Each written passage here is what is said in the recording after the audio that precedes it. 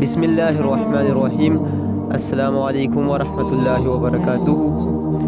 ملګرو، نن درله یو اسانه خو ډیره زیاته طاقتوره وظیفه در کوم د اولاد دپاره.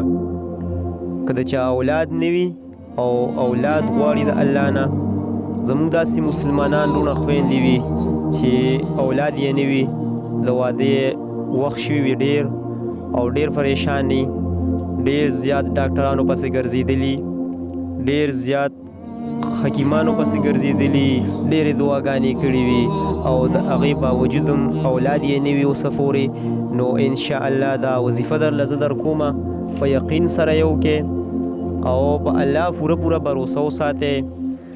یقین سره درته ویم چې انشاءالله الله جل شانه ته څه ګرانه نه ده. الله جل شانه به دله ضرور نیکمله صالحه او قرآن خانه اولاد درکړي.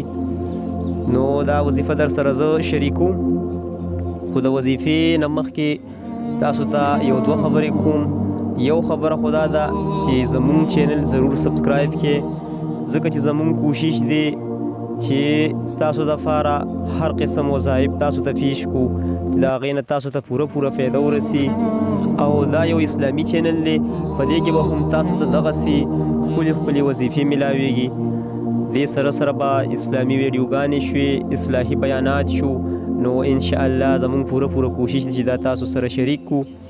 دویمه خبره دا ده چې تاسو وظایف کوئ، نیک اعمال کوئ د هر قسمه حاجت دپاره، د مصیبت ختمېدو نه، د اولاد دپاره، جایز محبت دپاره، یا نور د هر قسم بیمارو علاج دپاره چې تاسو هر قسمه وظایف کوئ، نیک اعمال کوئ. نو د دې شرطونه خو ډیر زیات دي، خو دا دوه درې ډیر غټ شرطونه دي چې د دې نه علاوه وظایف کار نه کوي. ستاسو نیک اعمال دا کار نه کوي، دعاګانې هم نه قبلیږي. نو لومبې خو 15 وخته مونځ دی.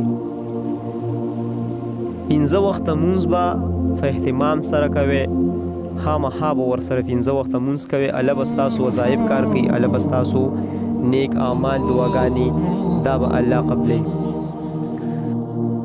په الله باندې به پوره یقین او باروسه ساتئ، ځکه چې الله هر څه کولو والا دی. څه چې وغواړي هغه کیږي. دا ټول کائنات، دا نظام، دا الله چلی. نو ستا یو وړوکې شان شرعي حاجت دا به نشي پوره کولی. نو په الله باندې به پوره یقین ساتئ، پوره امید به ترې ساتئ. انشاءالله لږ وخت بس به زر به، خو ستا مدد به ضرور کوي، ستا حاجت به ضرور پوره کوي. نو دا وظیفه زه تاسو سره شریکوم. وظیفه داسې ده د تهجدو په وخت کې به راپاڅئ او دستچاردان به وکړئ او د 2 رکعاتو نفل نیت به وتړئ او په هر یو رکعت کې په 2 رکعتونو کې به د سورې ملک دا په قرآن پاک کې یو سورت دی، د هغې تلاوت په 2 کې کوئ. 2 رکعتونو کې به سورې ملک ووایئ او د هغې نه پس به بیا دعا وکړئ. خو دا عمل به 41 ورځې پورې روزانه جاری ساتئ.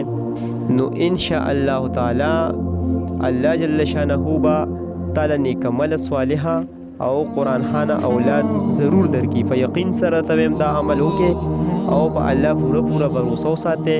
ته انشاءالله ګوره چې الله جل شانه څنګه تعالی نیکمله اولاد درکوي او که نه.